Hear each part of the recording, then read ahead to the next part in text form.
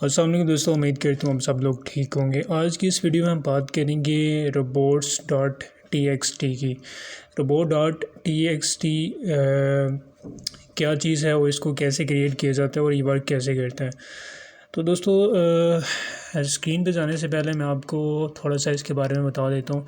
Basically robots dot T X T जो है हम खुद से एक जो है हम इसको क्रिएट करते हैं, इस फाइल को क्रिएट करते हैं।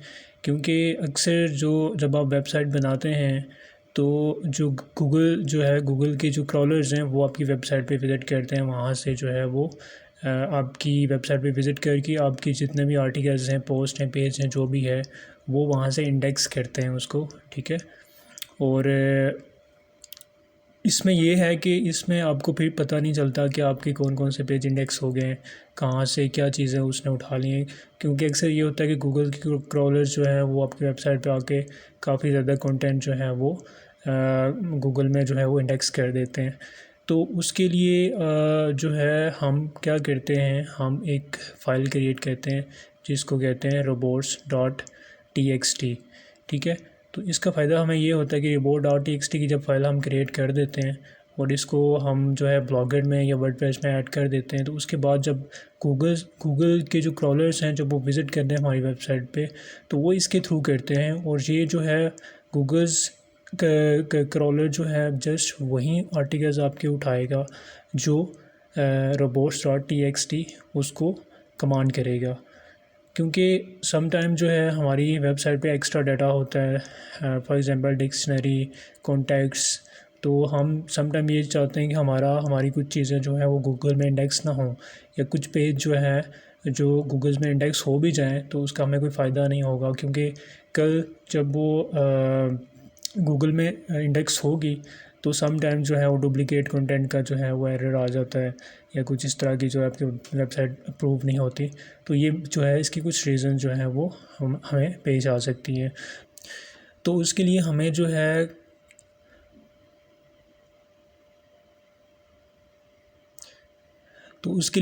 Robots dot T X T की फ़ाइल क्रिएट करनी पड़ेगी।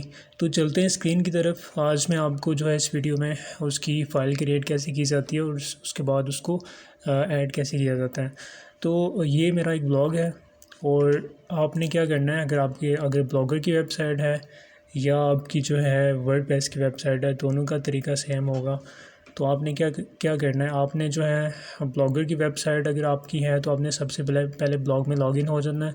उसके बाद आपने सेटिंग में आना है, ठीक है। सेटिंग में आने के बाद यहाँ पे देखें बेसिक्स, प्राइवेसी, उसके बाद ये काफ़ी ज़्यादा चीज़ें। आप थोड़ा सा यहाँ पे नीचे आएंगे, नीचे आते जाएंगे यहाँ पे, तो यहाँ पे देखें मीटा टैग्स, उसके बाद एरर्स, और ये देखें यहाँ पे एक ऑप्शन शो हो रहा है क्रॉलर्स एंड इंडेक्सिंग, ठीक है।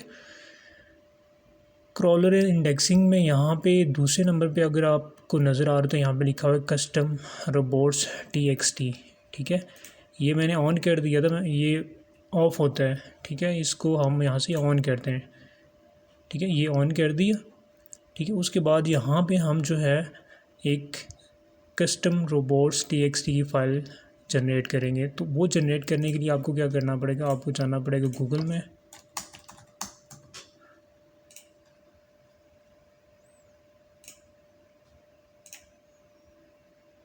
तो यहाँ पे मैं जो है एक वेबसाइट है वो यहाँ पे उसका यूआरएल पेस्ट कर देता हूँ।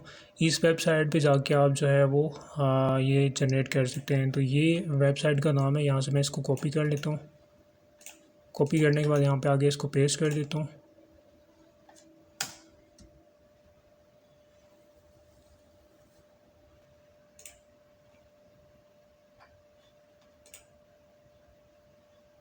ठीक है, पेस्ट करने के बाद ये देखें आपके सामने ये वेबसाइट ओपन हो गई है।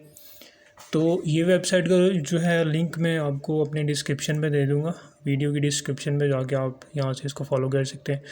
तो यहाँ पे अगर थोड़ा सा नीचे हैं तो यहाँ पे देखें डिफरेंट टूल्स यहाँ पे हमें नज़र आ रहे हैं। ये यूट्यूब थंबनेल्स का है, उसके बाद वॉइस टू टेक्स्ट, यहाँ पे काफ़ी ज़्यादा चीज़ें हैं यहाँ पे शो हो रही हैं। तो यहाँ पे हम थोड़ा सा नीचे आएंगे, यहाँ पे एक टूल होगा, ये देखें, ये हमें टूल चाहिए robots dot T X T generator, ठीक है। यहाँ पे हम जनरेट करेंगे तो इसको क्या करेंगे, इसके ऊपर जाके हमने क्लिक करना है।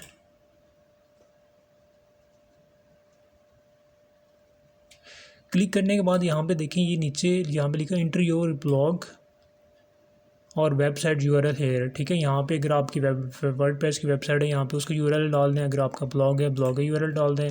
तो मेरी ये वेबसाइट है, मैं इसको यहाँ से कॉपी कर लेता हूँ। कॉपी करके यहाँ पे मैं इसको पेस्ट कर देता हूँ। उसके बाद यहाँ पे जनरेट साइट मैप,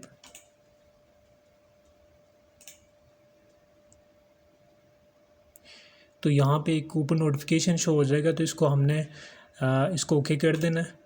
ओके करने के बाद यहाँ पे नीचे देखें ये जो है इसने robots.txt की एक फ़ाइल जनरेट कर दी। तो हम इसको कॉपी कर लेते हैं यहाँ से, इस कोड को कॉपी करके फिर आपने क्या करना है, कॉपी करने के बाद आपने जाना है दोबारा सेटिंग में।